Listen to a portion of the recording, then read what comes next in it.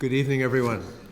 So I'm very honored and delighted to be here tonight. I'd like to thank Father Shane for his prayer and opening, Father Michael Kasicki for helping organize the event and welcoming me so well, Professors Eric Dart and Graylin Heidinger for their wonderful hospitality, beginning with picking me up at the airport yesterday and making me here safely. And Mr. Thomas Loftus, I'd be particularly grateful to for making this lecture possible and making it possible for us to be here for this conversation tonight. So thank you to you all. And thank you all for coming. I know the end of the semester, it must be a really busy and exhausting time. And thank you for coming, and I'll try to make it worthwhile. So I'll do my best. And then I think we'll have some time for questions at the end. And therefore, I'd love to have students to ask questions, because then I actually learn something instead of repeating myself one more time. So be ready with some good, hard questions for me. As you can see, the theme there, Hinduism and Me, a Catholic priest, 50 years of Hindu studies. So I went to Nepal, Kathmandu in 1973, and for the past 50 plus years now, as a Catholic priest, a practicing Catholic, have been engaging in and learning from the wisdom of the Hindu traditions of India. And what I'd like to do is share a little bit of how that came about and what it means tonight, arguing that it's really possible to be rooted in one's own tradition, if you have a tradition, whatever your tradition may be, and cross over to the other and cross back, and that we're better people for this crossing over. This is mainly, I'll move from slide to slide, lots of pictures. Most of which are meant to prove that I used to look younger than I do now. But many of them will also make a point, and I'll lead us through these slides one by one. So I was born in Brooklyn, New York, that holy city, in 1950, in Holy Ghost Parish. Then as a baby, we moved over, there was no bridge in those days, we moved over to Staten Island. I grew up on Staten Island, St. Christopher's Parish, an old-fashioned Catholic parish with altar boys, Boy Scouts. Every year on the Feast of St. Christopher, all the cars in the parish would drive by the rectory and the pastor would bless the cars, because Christopher was the patron saint of drivers and cars. So a very traditional parish. All the classes except for, I think, first grade, I was taught by sisters of the Presentation Order. So a very traditional Catholic upbringing for which I am very grateful. This is the house I grew up in, a little house on a little side street in Staten Island, New York. It's still there. I think it's been updated and renovated a few times, but until my father died about 10 years ago, he lived in that house for 60 years, and my mother for her entire adult life as well.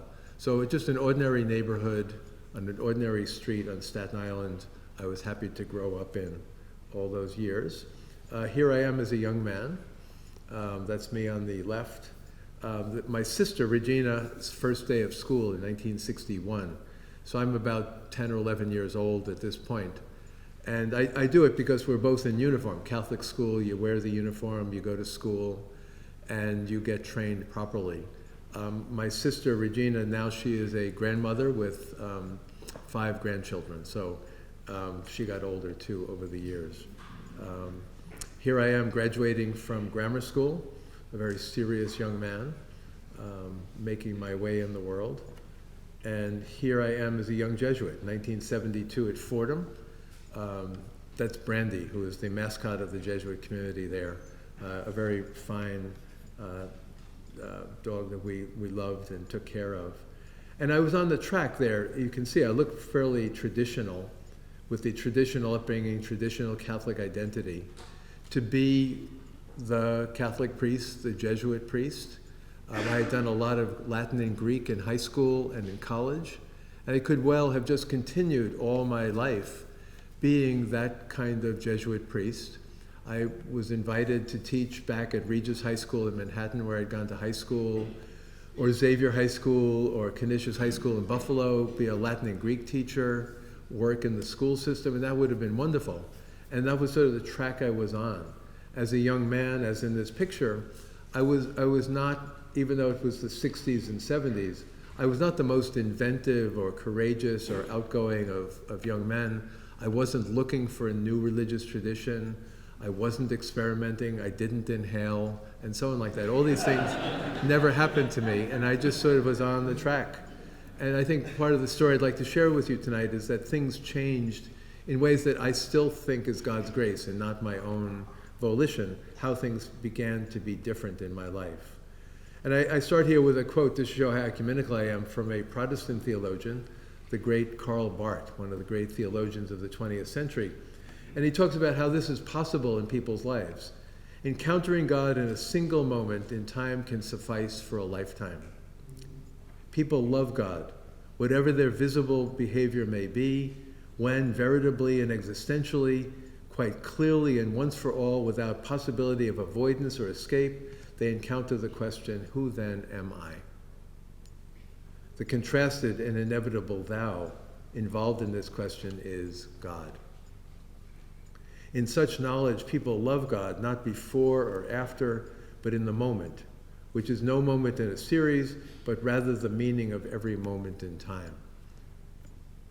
So it's a beautiful quote, and you could read the passages from Karl Barth's writing in which he contextualizes and talks a lot about this in his commentary on the letter to the Romans. But there's some sense that I think I'd like to share with you that there was a moment in my life when I was about 15 years old that kind of pivoted my life and has lasted until now, and I'm 73, so a long time in my life. But keep Karl Barth in mind in the background. I'll get to this in a moment. It was a summer night in 1966 when I was still 15 years old. I was in this house up there on the second floor, the window on the left. And I remember it was a hot summer night, and I wasn't really expecting anything. It was after my sophomore year of high school. I was there, I was sweating. We had no air conditioning. There was a tiny little fan back and forth. And for some reason, about midnight, I think it was, I just had this overwhelming sense of God's presence in my life. And it was unexpected. I wasn't looking for it. I wasn't saying my prayers. I wasn't seeking religious experience. But somehow God entered my life in a special way. And it was kind of an instantaneous experience, where God sort of, without a vision, without any words, God came and entered into me. And it was a strong sense of an unexpected grace or an unexpected moment. I was, again, not a skeptic, not a doubter, not an agnostic. I was an altar boy and so forth. But somehow this was like a different thing. Like God went from being the tradition I was part of and the faith that I believed in to suddenly this personal relationship with God entered my life in this ordinary house on an ordinary street. So there I was at this point, having this life-changing moment. And I think what happened to me at that point was I began to seeing my life differently as if how God sees it. Who am I in God's presence? As Barth says, who am I in the Catholic tradition, the Protestant, the Christian traditions, and the Hindu traditions, I think is an I, thou. And I began to have that experience as a young man, how to think about this. And the reason I have the brothers Karamazov here is because I wasn't reading the Bible that summer, and I wasn't reading the great mystics of the Christian tradition. I wasn't reading Hindu mysticism either, but I was reading Dostoevsky. And I hope many of you have read this novel, the great novel, Brothers Karamazov. But in some ways, it was a moment of grace, reading that novel that summer when I had that momentary experience, that suddenly everything came together. I won't try to go into the story of the novel because we'd be here until 9 o'clock, but rather it was a novel in which there's a murder mystery, who killed the father, which of the four brothers, faith and agnosticism are at stake, belief and atheism, love and violence and loss and alienation, all these things are entwined together. But at one point in the middle of the novel, Alyosha, the youngest of the brothers, the one with whom I identified at that age, I think he was actually older than me at that age in the novel, he has this teacher, Zosima, the elder. And Zosima is this wise man who had his own lovely conversion experience and learned the meaning of forgiveness by the way he lived and worked through his own life. And in his teaching, which Alyosha is like riveted to every word as a young man, he is saying to the fellow monks and to his disciples, see the world differently. See yourself as connected to the world around you. My brothers, we might say brothers and sisters, have no fear of men's sins.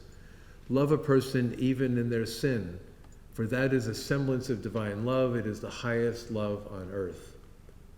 Love all God's creation, the whole and every grain of sand in it. Love every leaf, every ray of God's light. Love the animals, love the plants, love everything. If you love everything, you will perceive the divine mysteries in things. Once you perceive it, you will begin to comprehend it better every day. You will come at last to love the whole world with an all-embracing love. So it was hot stuff for me then and now as well. This kind of challenge and call to grace as an all-encompassing love, to seeing the divine mystery in everything. And for some reason, when I was looking for words about the experience I had on that July night, this was there for me.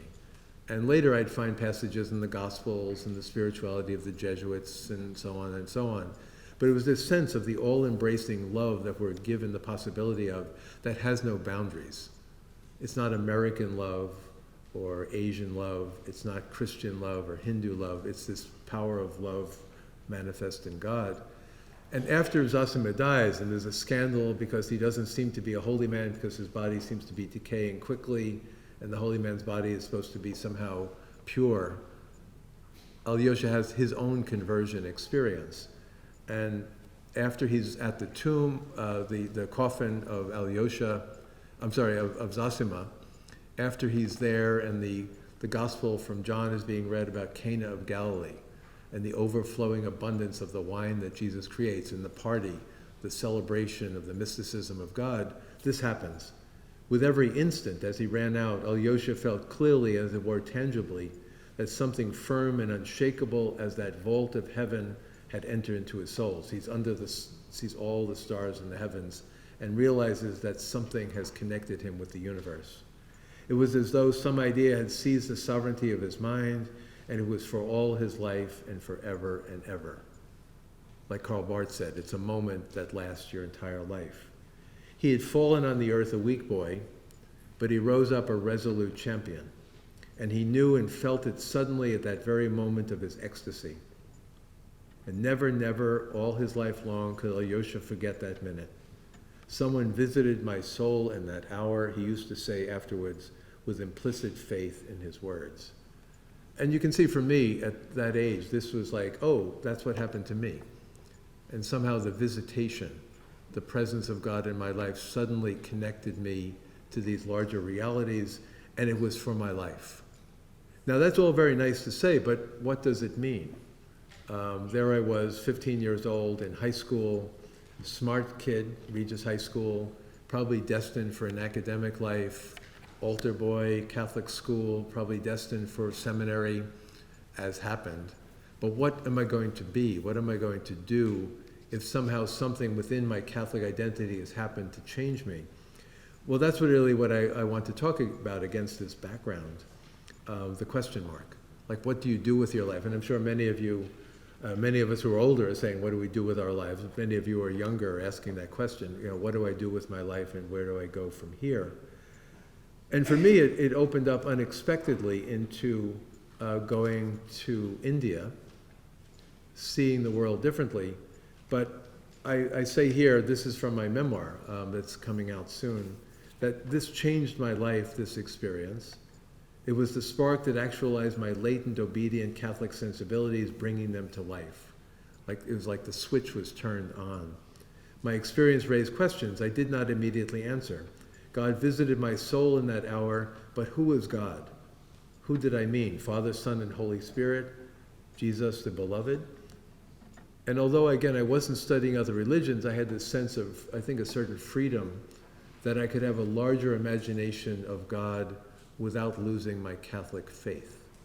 I cannot say at that moment I had a strong sense of how God was to be named, even if, as a young Catholic, I knew nothing, next to nothing of any alternatives to the Catholic understanding of God.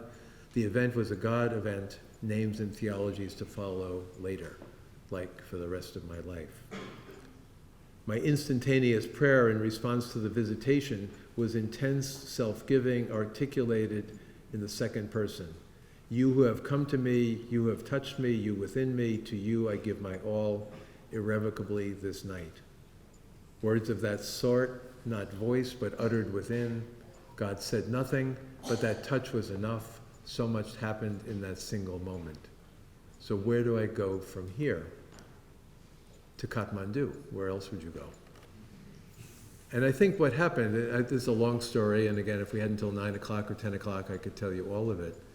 But as I was in my Jesuit training at Fordham University in New York doing philosophy study, double major, classics and philosophy, had to prepare for doing what we call regency for some mysterious reason, which was 2 or 3 years of teaching. And the teaching could have been done in Manhattan or again in Buffalo or Jersey City or whatever. And I got this idea I wanted to go somewhere far away, and perhaps this kind of universalization. And I thought about options in the Philippines or Nigeria, Puerto Rico, South America, but riveted onto India. And that I really wanted to go to India, which was puzzling because I had zero knowledge of India, zero experience of India. I hadn't been the kind of kid who in the 60s was reading Ram Dass or reading Bhagavad Gita or experimenting with yoga, TM, or anything like that. I was just this ordinary Catholic kid with a fairly focused identity. But somehow I picked up for myself practically, well, I know Latin and Greek, so learning Sanskrit will be easy because it's the same family of languages. And I admired greatly, as I still do, Mother Teresa and Mahatma Gandhi. And if I could be in the place where they were, I actually was in the same room as Mother Teresa once, but I never met her. I was mopping the floor and she was on the other side of the room, so I didn't drop the mop and go over to see her. But I was there, and somehow India called me. And Hindu friends over the decades have joked with me saying, well, that's because in a previous life you were a Hindu, and you were a bad Hindu, so they made you an American. But if you're a good American, you'll be a Hindu in your next life. Take that as for what it's worth. But one thing led to another, and I ended up in St. Xavier's School in Kathmandu, founded in 1950. The king of Nepal, King Tribhuvan, invited the Jesuits up from India to found a school to open up the country to new educational methods and so on. And the Jesuits were given kind of a carte blanche to run a school, but just don't try to convert them. And the Jesuits, of course, thought, we'll open their minds, and that is the way to God. And the whole thing was this free experience of a really good school, which is still now a really good school. But I show up there in 1973 in Kathmandu, and suddenly I'm going to find myself in this ancient Hindu Buddhist culture. I'm going to find myself there among boys who are Hindu and Buddhist, not much younger than me. I was 22 when I got there, and the kids I was teaching were 14, 15, 16, 17. So we were fairly close in age. But suddenly there I was. That little arrow there, which was in the picture, is Mount Everest. And from the roof of the school, if you went over and looked over to the side, you could see Mount Everest from the roof of our school. And the valley was not so crowded then, maybe 125,000, 200,000 people. Now it's like 5 or 6 million. It's grown so much in the past 50 years. But it was really beautiful and exotic, and the pagodas and the stupas and so on. And there I was in Kathmandu, suddenly unprepared for it. Again, I hadn't done a major in world religions. I hadn't studied Hinduism in high school or college. But there I was, and suddenly all the boys I was teaching were Hindu and Buddhist. This picture you saw already, this is at the school. These are 2 boys from the neighborhood, actually, not boys in the school. But we had a social service center, and I worked with some kids in the neighborhood, learned a bit of Nepali, and tried to expand my horizons in the school, beyond the school, into the culture, and began kind of madly soaking up Hindu culture and Hindu identity instinctively. And I think instinctively because it seemed to me in a way that I couldn't understand or express until much later in my life, that being Catholic was a perfect preparation for learning from Hinduism. Because there's certain kind of resonances and richness between the Catholic and the Hindu, and other traditions in different ways, certainly. But Catholic, you would think that Catholic might be staunchly Catholic, and therefore the the gate comes down and the door is closed, but it opened up things for me. And here in the culture, I just began to experience so many resonances with my Catholic background. Here I am up in the hills with one Jesuit anthropologist, Father Miller, who was doing his DPhil research in Oxford in anthropology. Spent a month out in the hills, like about 50 years ago in the fall of 1974, so almost 50 years ago. And we spent a month out in the hills walking around. These are two of the companions we had who were like guides. Father Miller knew them already, and they went with us in different places and around in the hills and all that. We didn't go up to Mount Everest or anything like that, but as high as 10 or 12,000 feet, and slept on people's porches, and people were incredibly generous, giving us meals to eat and so on. So it was a wonderful experience for me. And I started visiting places of worship. If you know anything about Kathmandu, like the Pashupati Temple, one of the great temples of South Asia, the Buddhist stupas, and so on like that. But one of the places that struck me most, I realized, was the Dakshin Kali Goddess Temple. So outside the valley to the south, Dakshin Kali, there was this great goddess temple, old and small in those days, not so crowded in those days. And the staff, several people, took me there on a Tuesday. And I didn't know why Tuesday morning, well, Tuesday. But Tuesday and Saturday are animal sacrifice. And so the goddess receives animal sacrifice, usually just chickens and goats. I say just chickens and goats, but I feel sorry for the chicken and the goat now. But small animals offered, people would come and offer humdrum everyday worship. They would give the priest part, they would take part, and then take it home and cook it. So it was a regular ritual. And I think all kinds of reasons why coming to a temple like this, I as an American would be horrified or totally turned off by it. This is something out of the movie Indiana Jones and the Temple of Doom was not out yet. But somehow predicting that, I would run the other way from this superstition and idolatry. But actually, I just loved it. And somehow, again, in my crazy imaginative sense, this is like Catholicism. This is real ritual. This is the thickness of feeling things in God's presence, being in God's presence in a full way. And I've written about goddesses over the years, and we could talk about it later. But somehow this kind of thing began to open my mind and heart to the imagination of the Hindu traditions. And this was one of the early, not only, but one of the early experiences. And it reminded me of holy places in my Catholic tradition. So this is one of, by far one of the holiest places of all Christianity, Calvary. And, my several trips to the Holy City, going in there and like sitting on the side, up on those steps you go up and you sit there on the reputed place of Calvary where the cross was, a few feet from the place of the tomb where the resurrection took place. Somehow the sense of the holy was not competition. It was not, well, if this is the holy, that's not the holy, and if this is good, that's not good, or this is from God and that's from the devil. But the holiness here and the holiness there began to resonate with one another. And even more mundanely or ordinarily, this was a church that I used to visit when I went to Regis High School in Manhattan from Staten Island. Had to take the ferry to South Ferry and then take the train up the east side, the number 4 IRT. And when I was discerning whether to become a Jesuit or not, would stop in this shrine there, Mother Seton Shrine. So Saint Elizabeth Ann Seton, one of the early Catholic saints in this country. It was just a simple chapel. You can see a lovely chapel, but it was nothing special. But somehow I found God's presence there and God speaking or resonating with me.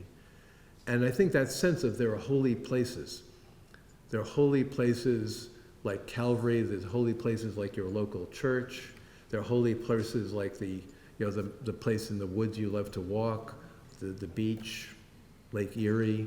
All kinds of residences in our life that are holy. And I was finding in India more holy places and more residences like this. And I think having this background enabled me to open up. It became overwhelming after a while, and so I have here 2 pictures. On the right side, one of the Kumbh Melas, these vast festivals that are held in India every few years, which is supposed to be like the largest single gatherings of human beings in the world at any time. So many people go to Mecca for the Hajj, But this special, these events, so you get millions of people showing up at the river for bathing and so on like that, totally overwhelming on the right side. And on the left side, it's just a picture with lots of people, one of the World Youth Days, where Pope John Paul started this practice. And you get a sense here, if you could start thinking about all the people here on both sides, that you're talking about this overwhelming sense of the possibilities of two vast traditions, thousands of years old, full of the highest theology, scholasticism, great theologians and saints, and incredible superstitions and crazy ideas and practices, great mystics, stories of the gods, stories of God, rigid rules that exclude other people. All of this was mixed together, and this is just meant to symbolize that dealing with Catholicism and Hinduism is not an easy thing. You have an infinite set of possibilities. You can find your way in. All of this led to me because I was a Jesuit and a smart Jesuit, and a Jesuit doomed to do graduate studies. As Graylin said, I went to University of Chicago. One could have done many things with the background that I was getting in those years and my incredible time in Kathmandu, but I think it turned for me into an academic track. And so after being ordained a priest in 78, the first thing I did to kind of celebrate being a Catholic priest was to start learning Sanskrit at Harvard University that year while working in a parish also. So start learning your language, get into it. I did graduate school in Chicago. I was actually that's incorrect, it was 1984, 2005. I was a professor at Boston College and then shifted over to Harvard in 2005. So as Graylin said, it's a long time now. I just finished 40 years of teaching yesterday, so it's a long way that I've come over these years. But an academic career, and I think part of what comparative theology is out of my background, my experience, being Catholic, being Jesuit, on the track of a traditional kind of Catholicism, and then learning Hinduism in various ways over the decades, the back and forth between these two traditions, all related back to somehow my primal sense of God, turns out to books and articles, comparative theology.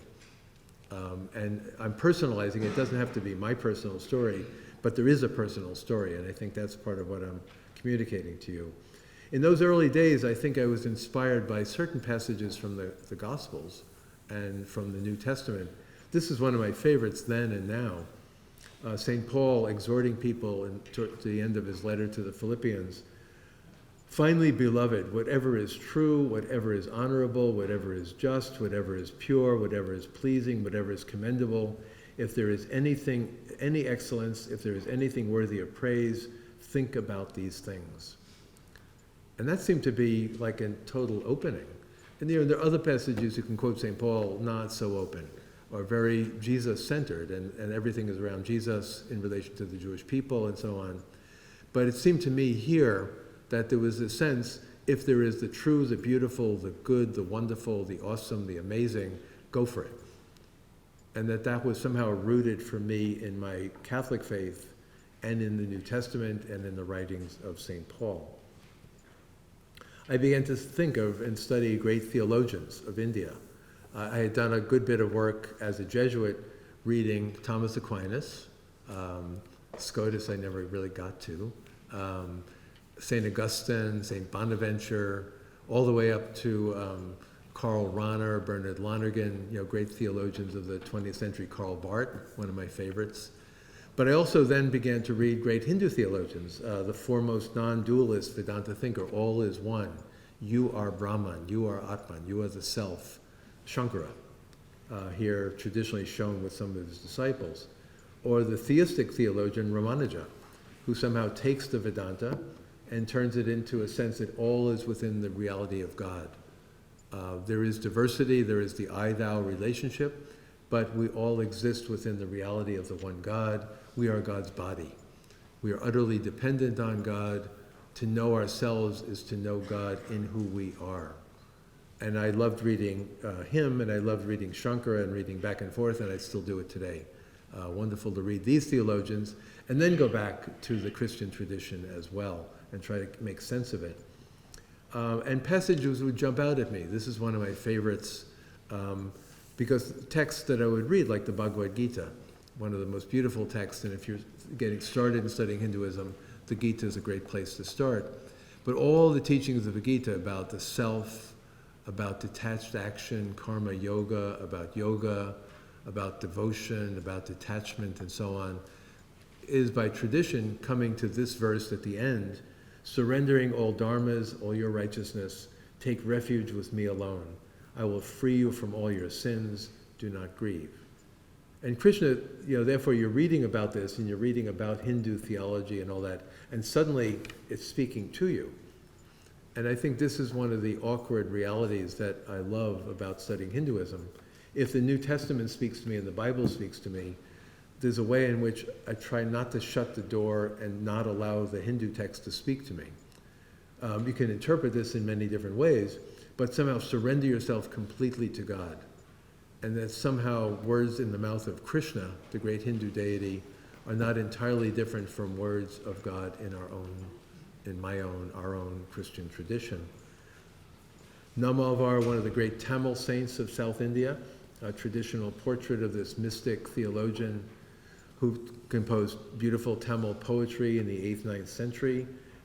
His poetry brought to me outside the Sanskrit tradition. He wrote beautiful poetry in honor of this shrine in a place called Tirupati, Tiruvenkatam, one of the most popular shrines in all of India.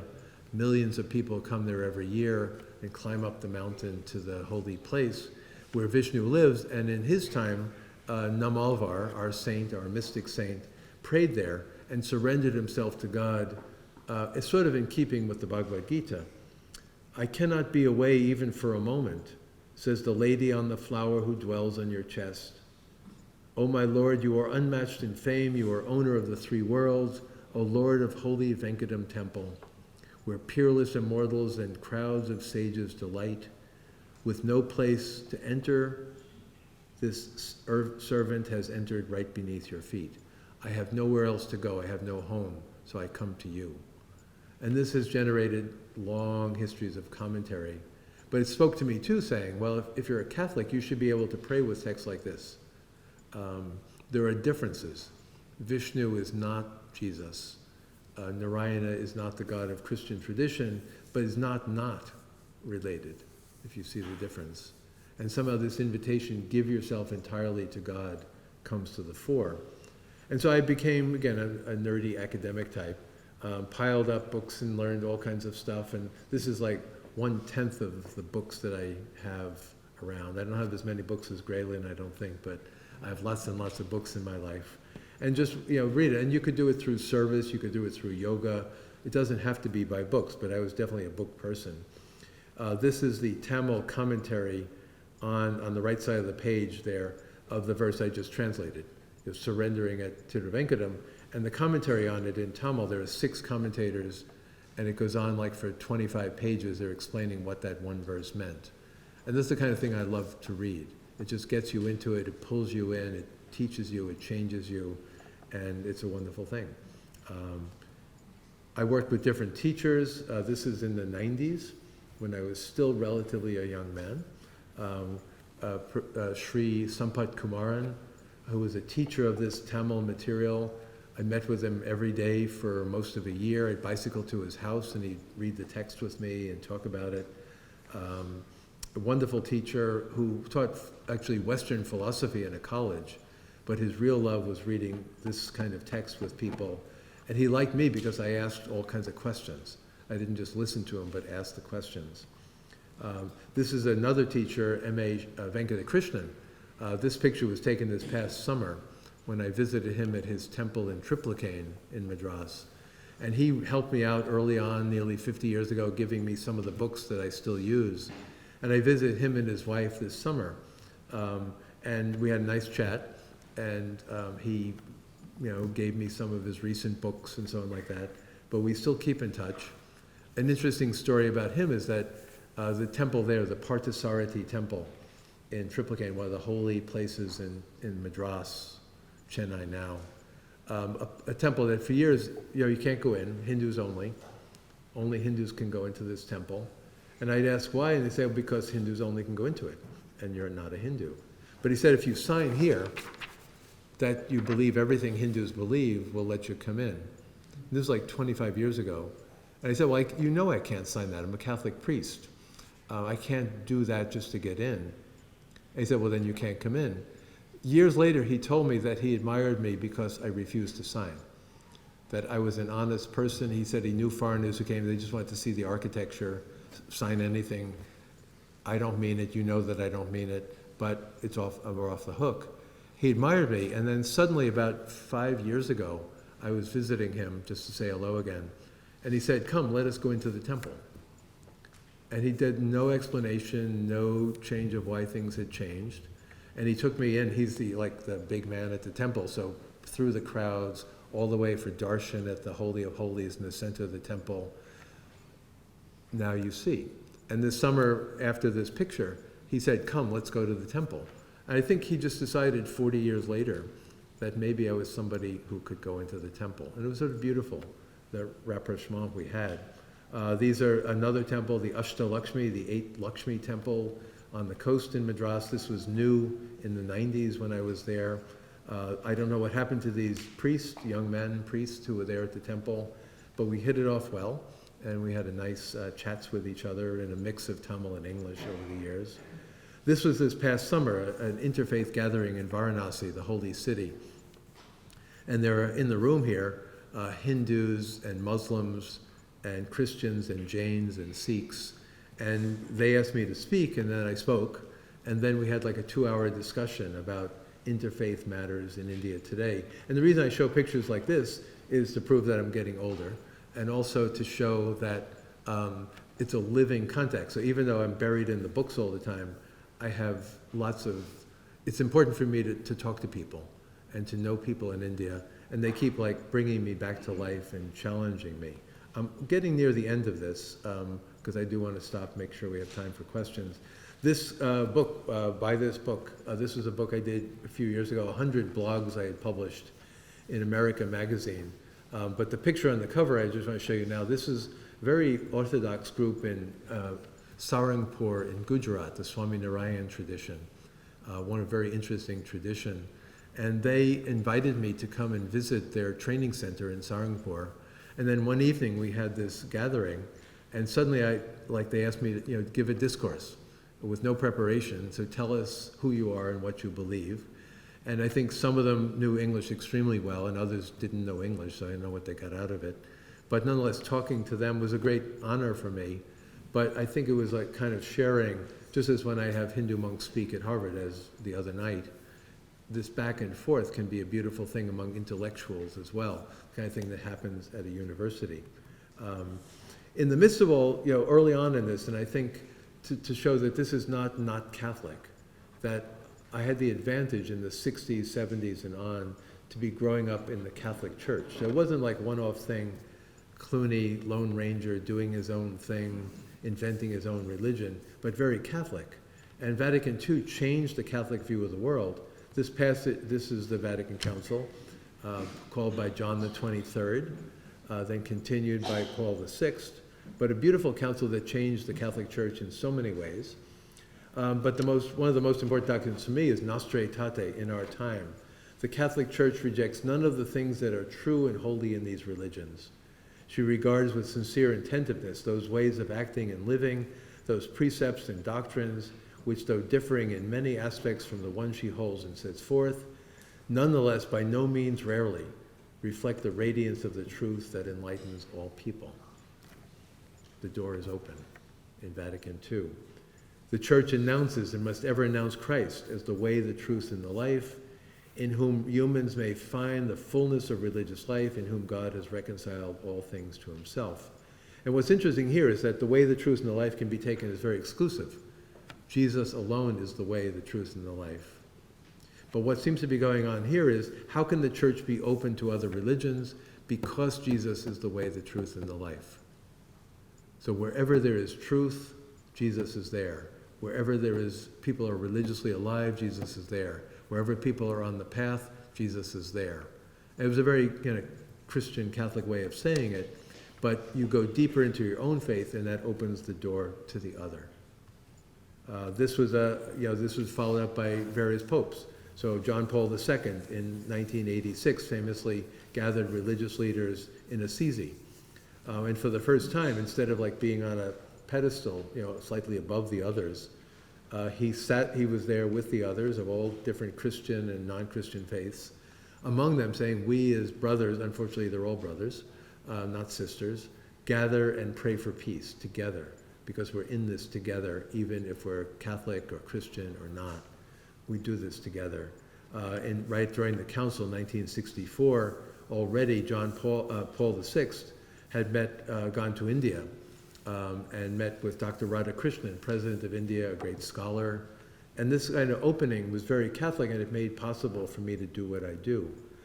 Here, Pope Francis, 2019, Sheikh Ahmed Al-Tayyab, the Grand Imam of Al-Azhar Mosque in Cairo, shaking hands, issuing a statement together that we are in this together, we're working for peace together, this is what our faith is about. And I think, again, that helped me in my flow of what I do. I'll go briefly on this because I want to stop within 5 minutes or so. All of this, for me, turns into comparative theology.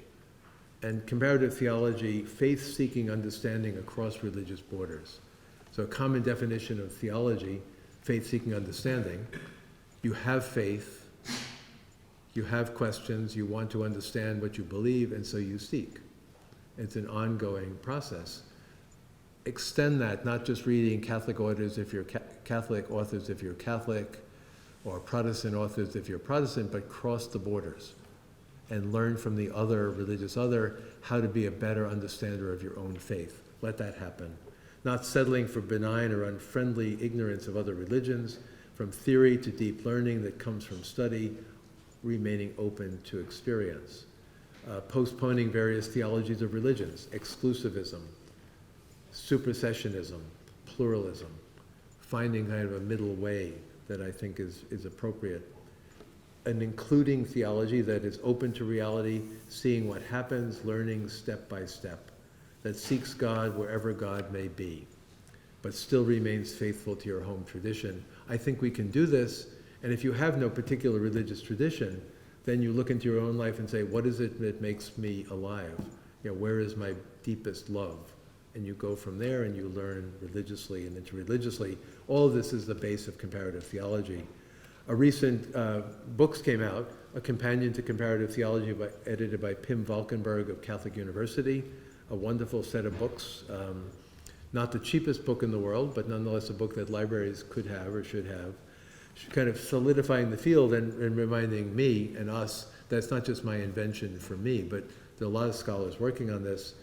Some of my students were kind enough to put together a festschrift, like a volume, as you're being ushered off the stage and said, thank you, Professor, go away now. We're going to take over 44 essays in this other companion to comparative theology by younger people for the most part. I didn't choose the participants in the volume, but lots of young scholars talking about how to do interreligious learning. It's exciting to see this book as well, which also should be in every Catholic library, campus library. Hint, hint, okay? And then finally, I want to talk about you for a moment. My Golden Jubilee Mass, 50 years a Jesuit, 2018. Still a Jesuit after 50 years of studying Hinduism. It didn't hurt. It probably helped my Catholic faith. And yet, just a few weeks ago, early April, early this month, being asked to be a speaker at the opening of a renovated Hindu temple in Potomac, Maryland. I sort of like the fact that they're having this opening and various Hindu speakers and the shrines, the Radha Krishna shrines in the back and all that. And there I am. They said, and be sure to wear your Roman collar to be there. That people, I think, appreciate the exchange if you have depth in what you're trying to do. And we all, I think, try to have depth. So enough about me. Oh, that's my memoir that's coming out soon. Buy this book, coming out in June. And at least get a copy for the library. But enough about me, what about you? And I just close like 2 minutes on this, and then we can, further comments, and then we can maybe talk a bit. Namely, and by you I mean everybody in the room, of course, but I'm thinking particularly students in the room, that you weren't born in 1950, you didn't grow up in the 60s, and so on and so on, a different world in which you live. And You didn't have nuns teaching you in grammar school. Many of you were probably not altar boys. You didn't learn Latin and Greek in high school, probably most of you. So what is the world for you? And I just remind us of where things are. If you can read sideways, the nuns, none of the above religiously. The older generation, 18% are nuns. The boomers, my generation, 24%. Gen X, 34%. Millennials, 42%. Gen Z, 44%. Nuns, none of the above. And where do you stand on this? And is it true there's a Generation A now, Gen A, who were born after Gen Z? But you can see the numbers going up of people who don't say, I grew up Roman Catholic, or I grew up Presbyterian, and therefore I'm going to learn other religions from that. All of it's changing, and you have to imagine yourself on the ground, whether you're Catholic or other traditions, how to think about this. Again, Gen Z, you can see the statistics there. I needn't go through them. But I think the point I'm making is that I've told you a personal story about how personally I've managed to do this, graced by God early in my life, and then doing it for 50 plus years now. You too. What are the experiences that you have when you're young, in your teens and 20s, that kind of give you a sense of your direction in life? How can you reinvent being a religious, spiritual person in the 21st century in the face of this worldly, indifferent, spiritual but not religious seekers, nominally religious, 17% religiously committed? How do you do it? Is the question not for me, but for you. And there you are. I don't know if any of you were in this picture, but I found it on the web. And I will stop with that, but thank you all.